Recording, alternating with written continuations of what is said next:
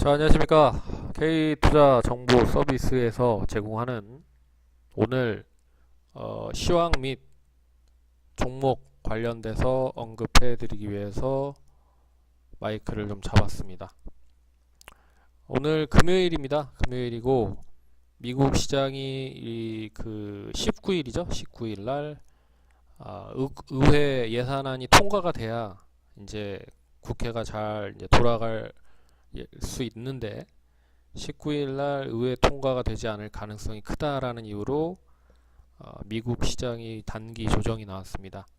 근데 이미 많이 뭐 올라간 부분이 없지 않아 있기 때문에 뭐 조정이 나와도 뭐라고 할 수 없을 만큼 상승을 했다라고 보셔야 되는 게 맞다라고 볼 수가 있을 것 같습니다. 그럼 우리 시장부터 보고 좀 넘어가 보도록 하죠. 자, 거래소 시장 한번 보겠습니다. 거래소 시장 오늘 이제 가장 큰 화두는 그동안에 좀 많이 못 올랐던 종목들이 드디어 이제 반등을 하기 시작을 했다는 부분이 상당히 좀 긍정적이라고 볼 수 있을 것 같습니다.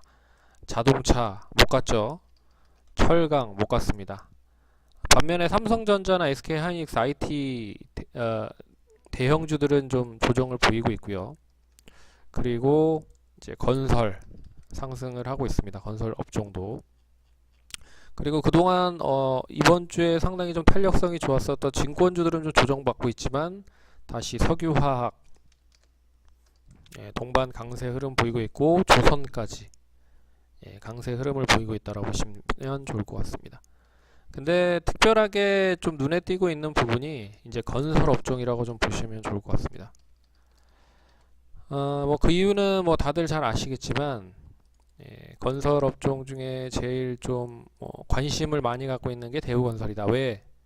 대우건설이 오늘 이제 매각 협상 관련된 부분에 있어서 본격적인 매각에 대한 진출 가능성이 커지는 날이 오늘인 것 같습니다. 근데 지금 유력하게 지금 떠오르고 있는 쪽이 이제 호반건설인데 이 호반건설이 이제 컨소시엄을 구성을 해서 대우건설을 인수를 하려고 하는 것 같습니다. 하지만 이 호반건설이 자금력이 그렇게 뛰어나지 않다라는 부분이 상당히 좀 우려 섞인 부분인 것 같고요. 그리고 대우건설뿐만 아니라 리솜 리조트라고 하는 이 리조트도 한 2천억 정도가 되는데 이 리조트도 같이 인수를 하려고 한다는 게 상당히 좀 의구심이 드는 부분인 것 같아요. 그래서 만약에 호반건설이 대우건설까지 인수를 하면 상당히 예전에 금호가 대우건설을 인수했었던 것처럼 또 똑같은 일이 벌어질 수 있지 않느냐라고 해서 상당히 좀 우려 섞인 그런 이야기가 많이 나온 것 같습니다. 하지만 이 대우건설이 인수된다라는 기대감은 결국에는 투자 심리 완화라고 좀 볼 수 있는 부분이기 때문에 결국에 건설 쪽, 건설이 좋아지면 당연히 뭐 철강도 좋아지고 철강 좋아지면 당연히 조선 쪽까지 뭐 확대돼서 상승이 이어지고 있다라고 보셔야 될 것 같아요. 그래서 오늘 이 호반건설이 대우건설에 대한 뭐 입찰에 대한 참여를 하는 부분이 없지 않아 있지만 상당히 우려 섞인 부분이 이어질 수 있다라는 시장에서의 이슈도 한번 잘 참고해 보셔야 될 필요가 있는 부분인 것 같고요. 그리고 오랜만에 이제 자동차 관련주들이 상승을 하고 있는 게 상당히 좀 고무적인 것 같습니다. 특히나 이제 기아차, 현대차가 상당히 좀 좋은 흐름을 있는데 일단 현대차, 기아차가 첫 번째로 올라가고 있는 이유는 그동안에 상당히 좀 지지부진을 보였었던 이 해외 쪽에 대한 매출인데 해외 쪽 매출이 이제 거의 정점을 찍은 게 아니냐, 저점을 찍은 게 아니냐라고 하는 얘기가 나오고 있는 것 같습니다. 작년 연말까지만 해도 매출이 상당히 좀 뭐 좋지 않았죠. 그리고 시장 점유율도 계속 좀 하락을 하고 있는 부분이기 때문에 해외 쪽에 대한 매출이 계속적으로 다운이 되고 있는 부분에서 이제 실적도 뭐 썩 뒷받침을 해주지 못하고 있고 시장 점유율도 약한 모습을 보여줬다. 그래서 주가는 뭐 당연히 하락을 하고 있는 부분이고요.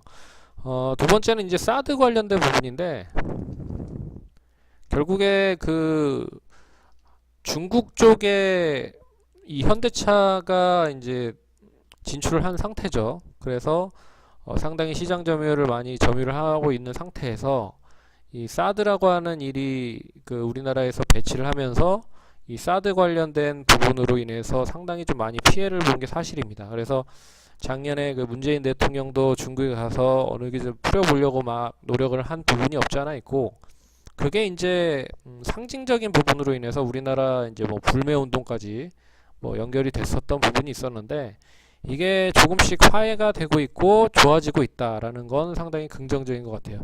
그래서 제가 앞에서 얘기를 해드리지 않았던 업종인 화장품 업종, 면세점 업종, 그리고 엔터 업종, 이게 다 지금 코스닥에서 다뤄야 될 부분인데, 지난번에도 마찬가지로 얘기해드렸죠. 이게 어떻게 보면 거래소와 코스닥에 중첩되어 있는 업종 중에 하나다. 예, 그러면 이제 다음 업종은 어떤 업종들이 올라갈 것인지를 미리 이야기를 해드린 바가 있습니다. 그래서 이 사드 관련 부분 해소 쪽까지 연결되는 부분으로 자동차 업종에 대한 매수가 좀 들어오는 게 아닌가라고 보고 있고, 마지막은 가격 대비 매력이 있는 거죠. 일단 그 웬만한 그 자동차 관련된 종목들은 흔히 말해서 실적이 좋지 않음에도 불구하고 상당히 좀 저평가에 대한 가격 메리트를 느낀 게 사실입니다. 그래서 기아차도 작년 실적 기준으로만 보면 실적에서 상당히 좀 지지부진한 흐름들을 보였지만, 그래도 PER 기준으로 했을 때는 한 10배에서 15배 정도 사이, 예, 상당히 좀 가격 매력이 있는 부분이죠. 왜 그러냐면 시장 자체가 많이 올라왔음에도 불구하고 실적이 좋지 않았음에도 불구하고 PER 기준으로 뭐 10배에서 15배 정도면 상당히 좀 매력이 있는 부분이라고 볼 수 있을 것 같습니다. 뭐 바이오 제약은 뭐 말을 할 것도 없죠. 뭐 못해도 기본 한 50배 이상들이니까 얼마만큼 차이가 많이 나는지도 염두를 해서 보실 필요가 있는 부분인 것 같습니다. 그래서 오늘 시장 자체는, 수급 자체는 그렇게 썩 좋은 흐름을 보이지 못하고 있습니다. 수급도 보시면 아시겠지만 외국인들은 그 양매도가 이루어지고 있는 모습이고요. 거래소 코스닥 양매도를 하고 있고, 기관만이 양매수를 하고 있습니다. 거래소 코스닥 양매수를 하고 있는 부분이고요. 그래서 수급적인 부분은 그동안에 계속적으로 매수를 했었던 외국인이 매도를 하지만 기관이 되레 매수를 하면서 주가를 좀 부양을 하려고 하는 그런 흐름들을 보이고 있다. 그리고 코스닥 시장보다는 오늘 거래소 시장에 대한 흐름이 더 좋은 흐름이다 라고 보시는 게 좋을 것 같습니다. 그래서 이 흐름이 추가적으로 이어질지가 가장 중요한 거죠. 그래서 거래소 시장이 이제 드디어 코스닥 시장과의 키 맞추기 현상이 본격화될 가능성이 높고, 그리고 키 맞추기 현상이 본격화되면 거래소 시장도 역시나 앞선 고점 2560포인트를 돌파할 가능성이 높다. 지금 근데 그 IT주들은 좀 조정을 받고 있는 부분이죠. 하지만 IT주가 조정을 받고 있는 부분을 틈타서 다른 기타 예전에 뭐 상당히 좀 조정을 많이 받았었던 경기 민감주들이 올라오고 있다. 뭐 이런 부분으로 해석을 해 보시면 좋을 것 같습니다. 그러면 이제 코스닥 시장으로 한번 넘어가 보도록 할게요. 코스닥 시장. 코스닥 시장으로 넘어가면 결국엔 코스닥 시장 지금 셀트리온 그룹주들이 약세 흐름을 보이면서 코스닥 시장이 조정이 나오고 있는 부분입니다. 그래서 오늘도 보시면 아시겠지만 셀트리온이 지금 6% 정도 하락을 하고 있고요. 근데 셀트리온이 오늘 좀 하락을 한 배경을 보면 외국계 증권사에서 터무니없는 가격이다 라고 해서 또 셀트리온에 대한 적정 가격치를 다운을 시켰습니다. 예. 어제 오늘 일이 아니죠. 셀트리온은. 예. 지난번에도 모건스탠리인가요? 한번 또 상당히 좀 좋지 않은 보고서를 냈는데, 이번에는 일본계 쪽 증권사인 것 같습니다. 여기에서 일단 뭐 좋지 않은 그런 보고서를 내면서 일단 또 약세 흐름을 보였다라는 것도 특징적인 부분입니다. 하지만 이제 셀트리온이 가지 못하다 보니까 다른 이제 중소형 바이오주들이 상당히 많이 올라가고 있는 것도 특징적인 부분인 것 같아요. 그래서 동성제약을 비롯한 네이처셀, 그리고 대화제약, 애니젠, 뭐 그동안에 좀 많이 못 갔던 종목들이죠. 그런 종목들이 급등을 하고 있는 흐름인 것 같습니다. 뭐 동화약품도 마찬가지고, 바이오니아, 뭐 서울제약, 뭐 이런 종목도 상승을 하고 있는 것 같습니다. 어찌됐든 그동안에 좀 많이 빛을 많이 못 봤던 종목들이 움직이고 있다. 그래서 업종은 약세지만 종목별 순환매가 이루어지고 있다. 이거는 뭐 제가 예전 뭐 지지난주부터 계속적으로 얘기를 해드리고 있는 부분이죠. 저희도 오늘 유비케어 수익 실현, 그리고 DNA 링크 수익 실현, 인선 ENT 수익 실현, 수익 실현을 3종목이나 했습니다. 어찌됐든 뭐 그건 중요한 건 아니고요. 일단은 그런 의미에서 시장은 지지부진하지만 가는 종목은 계속 가고 있다라는 뜻으로 보시면 좋을 것 같습니다. 거기에 이제 그 바이오 제약이 이 중소형주들에 대한 순환매가 이어지면서 이제 업종별 차별화가 되는 그런 흐름이 나올 가능성이 크거든요. 근데 지금 IT 쪽으로는 계속 매수세가 유입이 되지 못하고 있는 모습인 것 같습니다. 왜 그러냐면 IT 업종이 올라가기 위해서는 바로미터인 삼성전자가 상승을 해야 되는데 삼성전자와 SK하이닉스가 계속 좀 지지부진하죠. 그렇기 때문에 이 OLED 쪽뿐만 아니라 핸드셋 쪽, 그리고 반도체 쪽, 그리고 반도체 장비 쪽, 뭐 이런 쪽들의 이제 코스닥 업체들의 종목들이 그렇게 썩 좋은 흐름을 보이지 못하고 있다는 부분입니다. 네. 그리고 제가 화요일날 다시 한번 얘기를 해드렸었던 부분이, 이 비트코인 관련주들은 좀 하락을 하고 있다. 하지만 비트코인 관련주 말고 비트코인을 직접적으로 그 기술을 가지고 있는 블록체인 업체들이 수혜를 볼 것이다라고 얘기해드렸죠.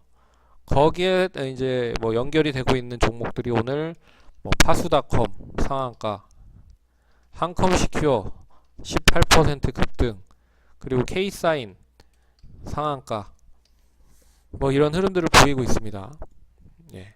그래서 이게 단기간에 끝날 것 같지는 않고요. 역시나 한번 이런 그 흔히 말하는 반향을 좀 일으키는 그런 흐름들을 보이고 있기 때문에 추가적으로 조정받고 있는 종목들에 대한 순환매도 뭐 예상을 좀 해볼 수 있을 것 같습니다. 왜 그러냐면 코스닥 시장이 지금 웬만해서 상승이 계속 한쪽으로만 치우치지 않고 있기 때문에 계속 돌아가면서 상승을 하고 있다는 부분이죠. 거기에 핵심 주축은 지금 이제 중국 소비주들과 비트코인 블록체인 관련주들로 넘어간 것 같아요. 바이오 제약주는 잠시 좀 쉬어가는 흐름인 것 같고, 중소형 쪽으로만 매기가 몰리는 것 같고, 셀트리온만 좀 약세 흐름을 보이고 있고, 뭐 다른 쪽은 강한 흐름을 보이다 보니까 결국에 뭐 더 빛을 많이 보고 있는 것 같습니다. 근데 엊그제도 얘기해드렸지만 이 비트코인에 관련된 부분에 있어서 거래소로 지금 비트코인을 매매를 하고 있는 업체들에 대한 부분보다 이 원천 기술이죠. 블록체인에 대한 원천 기술에 대한 그런 기술력을 가지고 있는 업체들이 계속 긍정적인 흐름을 보이고 있다는 건 눈여겨보셔야 될 필요가 있는 부분입니다. 왜 그러냐면 이 어제도 그 유시민 그 작가와 그리고 정재승 카이스트 교수가 그 JTBC에서 이런저런 토론을 했죠. 그 비트코인 관련된 부분으로. 근데 결국에 거기에서 공통적인 의견은 역시 블록체인 기술을 살리자는 부분이었습니다. 그런 부분으로 봤을 때는 블록체인 기술은 어떻게 보면 상당히 매력있고 좋은 부분이지만 이 블록체인 때문에 가상화폐가 너무 투기적으로 가는 그런 부분 때문에 문제가 되는 거거든요. 그래서 결국엔 이 원천 기술이나 블록체인 원천 기술, 어떻게 보면 블록체인이 암호화 화폐를 하는 부분이기 때문에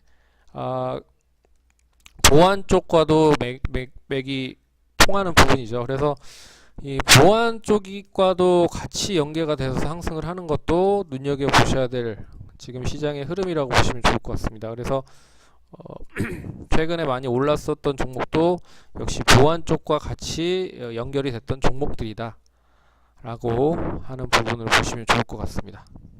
그래서 이렇게 보시면 좋을 것 같고요. 여기에 이제 하나 더 얘기를 해드리면 역시 중국 소비주들이 상승을 하고 있죠. 앞에서도 얘기해드렸지만 중국 소비주들 화장품 면세점 엔터 쪽과 연결돼서 이어지는 종목들이다라고 보시면 좋을 것 같고, 뭐 이런 종목들이 뭐 단기간에는 끝나지는 않는 그런 흐름일 것 같습니다. 오늘도 역시 뭐 오늘은 이제 밥솥과 관련된 그런 종목까지 상당히 좋은 흐름을 보이고 있는 것도 사실입니다. 그래서 쿠첸, PM 풍년, 쿠쿠홀디스, 부방 뭐 이런 종목들도 상승을 하고 있고요. 그래서 저희도 토니모리를 들고 있는데 그런 부분으로도 잘 눈여겨보시면 수익 낼 만한 또 종목들이 눈에 또 슬슬 보이기 시작을 하고 있습니다. 그리고 지금 쉬고 있는 종목들이 이 5G 관련된 종목들이 좀 쉬고 있어요. 5G 관련. 그리고 2차 전지 쪽도 좀 쉬어가고 있는 흐름인 것 같고,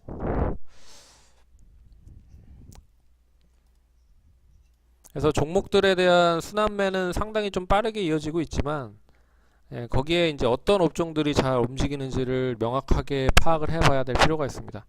그리고 최근에 좀 이 그룹주로 많이 올라가고 있는 부분이 특징인데 NHN 엔터테인먼트 쪽 그룹주들이 상당히 좀 강세 흐름을 보이고 있는 것도 특징적인 부분인 것 같습니다.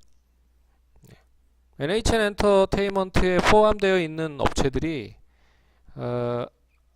NHN 벅스, 그리고 NHN 한국 사이버 결제, 그리고 NHN 인크로스, 그리고 포스 이건 제가 나중에 한번 찾아서 말씀을 드리겠습니다. 포스데이터는 포스코고, 파워 어찌됐든 갑자기 생각이 안 나네요. 예. 그래서 NHN 엔터도 지금 KRX 300 지수가 만들어지면 거기에 있어서 가장 크게 빠르게 좀 일단 긍정적으로 좀 보실 필요가 있는 부분이고, 그리고 또 오늘 뉴스가 나왔습니다. NHN 엔터가 중국의 유명 가상화폐 거래소인